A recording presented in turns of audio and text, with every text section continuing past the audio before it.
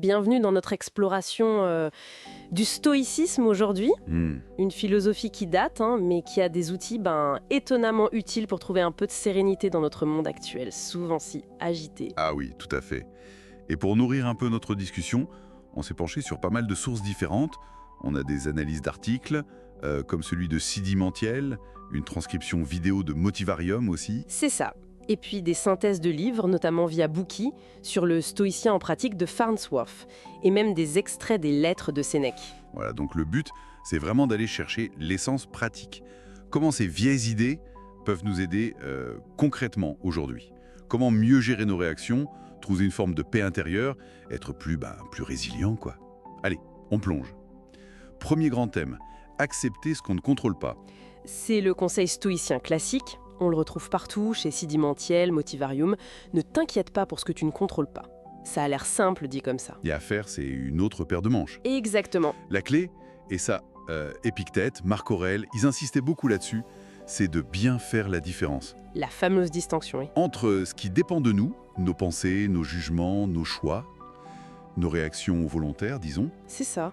et tout le reste, ce qui se passe dehors, la santé parfois, ce que pensent les autres, ce qu'ils font. Ok, mais comment on fait cette séparation sur le moment, quand ça chauffe? Bonne question. Et c'est là qu'intervient la notion de jugement, très importante soulignée par Bookey. Les stoïciens nous disent « Attention, ce n'est pas l'événement lui-même qui nous trouble. Ah bon? C'est quoi alors? C'est le jugement qu'on porte sur cet événement. Un événement, au fond, il est neutre. C'est notre interprétation qui lui donne une couleur, une charge émotionnelle, positive ou négative. D'accord. Donc, prendre conscience de ça, de ce filtre mental, de ces jugements souvent automatiques, c'est reprendre du contrôle sur notre vécu intérieur, en fait. C'est là notre vraie marge de manœuvre. C'est intéressant, ça. Notre réaction n'est pas automatique, il y a cet espace pour le jugement. Et si on travaille ce jugement, ça nous amène à une autre idée stoïcienne importante. La perspective? Exactement. Marc Aurèle, très présent dans la synthèse de Bookey, le dit clairement, ce ne sont pas les choses qui nous troublent, mais l'opinion que nous en avons. Si on change d'opinion, On change l'émotion qui va avec. voilà. Et un exercice typique, mentionné par Motivarium et Bookey, c'est d'élargir notre regard. Contempler l'immensité, l'univers, le temps qui passe, la nature. Pour voir que nos petits tracas quotidiens sont relatifs en fait. Marc Aurèle comparait même l'agitation humaine à de la fumée, c'est ça. Ça remet en place. Mais c'est pas un peu froid comme vision? Le but, c'est pas de devenir indifférent, c'est plutôt de désamorcer l'emprise parfois écrasante des soucis immédiats. Et ça nous ramène à l'essentiel, le présent. Ah oui, le fameux ici et maintenant. Sénèque, Marc Aurèle, via Bookey toujours, insiste là-dessus. Le passé, bon, il est passé. L'avenir, il est incertain. La seule chose qu'on ait vraiment, c'est l'instant présent. Faut pas le gâcher. Sénèque citait même Virgile, non? Sur le Mhm. temps qui fuit. Fugit irreparabile tempos. Le temps s'enfuit sans retour.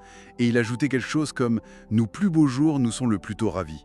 C'est un appel fort à vivre le présent, sans ruminer ou angoisser sur ce qui n'est pas là. Ok, donc maîtriser ses jugements, vivre le présent et les émotions dans tout ça. On imagine souvent le stoïcien comme un roc sans émotion, c'est juste? Pas tout à fait. Bucky le clarifie bien. Le stoïcisme, c'est pas l'absence d'émotion, l'apathie. C'est plutôt la gestion. Distinguer les émotions saines, constructives. Comme la joie calme, la prudence, voilà. Et les distinguer des passions destructrices. La colère aveugle, la peur panique, le désir sans fin. Le vrai bonheur, durable, la fameuse tranquillité de l'âme, l'ataraxie. Elle vient pas des succès extérieurs, l'argent, la gloire. Ça, Sénèque le dit bien. Elle vient d'où alors? De la vertu. La vertu, c'est un grand mot. Pour les stoïciens, c'est quoi exactement? C'est juste être gentil? C'est plus que ça. C'est l'excellence de la raison, la cohérence morale. Vivre en accord avec la raison, avec notre nature profonde d'être humain rationnel et social. C'est le seul vrai bien. Et ça se traduit comment? Par le courage, la justice, la tempérance, la modération, la sagesse. Apprécier les choses pour ce qu'elles sont. Agir droitement, peu importe si les autres applaudissent ou critiquent. Bucky mentionne même leur approche des insultes. Elles n'ont de pouvoir que si on leur en donne par notre jugement. C'est un idéal, assez élevé quand même. Mais comment on fait pour s'en approcher au quotidien? Il y a des exercices concrets? Oui, heureusement. C'est une philosophie très pratique. Motivarium et Bookey en listent plusieurs.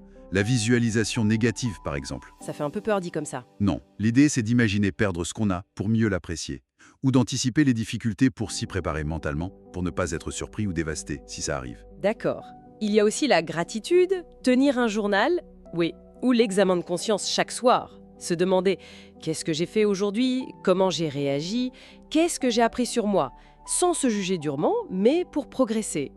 Et penser à la mort aussi, c'est mentionné, non pas pour être morbide, mais Pour mieux vivre, exactement, pour accepter notre finitude et vivre plus intensément, plus justement. Et puis modérer ses désirs, se concentrer sur ce qui est naturel et nécessaire, pas sur l'accumulation sans fin. Et Sénèque ajoutait un point important sur l'entourage, non? ah oui, très juste, Bouquet le rappelle. Choisir ses fréquentations. La bonne compagnie nous élève, la mauvaise nous tire vers le bas. C'est aussi ça, la pratique stoïcienne. Protéger sa vertu. Donc si on résume, le stoïcisme c'est une sorte de boussole intérieure, pour naviguer avec plus de calme, plus de force, en se concentrant moins sur l'extérieur et plus sur notre monde intérieur, nos jugements, notre regard sur les choses, nos actions vertueuses. Et une pratique quotidienne, consciente, c'est exigeant, c'est sûr. L'image du sage stoïcien parfait, elle peut sembler inaccessible. Oui, et Sénèque le reconnaissait, mais il utilisait une belle image, rapportée par Bouquet. Les principes stoïciens sont comme des étoiles pour les marins. Des guides. Exactement. On ne les atteindra jamais physiquement, les étoiles, mais elles nous guident, elles nous donnent une direction. Le simple fait d'essayer d'aller dans cette direction, de s'améliorer un peu chaque jour, c'est déjà énorme. C'est ça qui compte, le progrès. Une belle pensée pour finir tirée de tout ça. Peut-être que la valeur, elle est moins dans la perfection impossible à atteindre que dans le cheminement lui-même. Cet effort constant pour vivre avec plus de sagesse, de courage, de paix, peu importe ce qui arrive. Merci d'avoir partagé ce moment avec nous. Si cette conversation a résonné en toi, fais-le savoir dans les commentaires. Nous adorons lire tes impressions et échanger avec toi. N'hésite pas à t'abonner pour ne pas manquer nos prochains épisodes. Et si tu penses que cette vidéo peut aider quelqu'un, partage-la autour de toi. À très vite pour un nouveau dialogue et encore merci d'être avec nous.